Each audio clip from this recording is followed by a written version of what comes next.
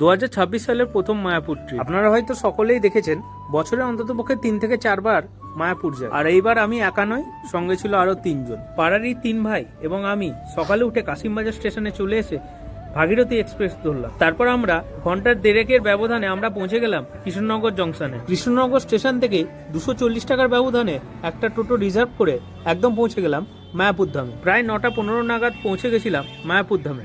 তারপর গদা ভবনে কুপনের লাইনে দাঁড়ালাম। প্রায় 10টা নাগাদ খুললো গদা ভবনে কুপনের কাউন্টার। 80 টাকার বিনিময়ে কুপন কেটে আমরা বাইরে সকালে টিফিন করে নিয়েছিলাম। টিফিন করে ফোন জমা রেখে আমরা চলে গেলাম বড় মন্দিরে। তারপর ওখানে রাধা মাধবের আরতি দর্শন করে আমরা আবার গদা ভবনে চলে এলাম। এবার দুপুরে অন্নপ্রসাদ গ্রহণ করব। অন্নপ্রসাদ গ্রহণ করার পর প্রায় 4টে অবধি মন্দিরের ভিতরেই ঘোরাঘুরি করছিলাম আমরা। আর ফেরার ট্রেনের ভিড়টা ছিল কিছুটা এরকম।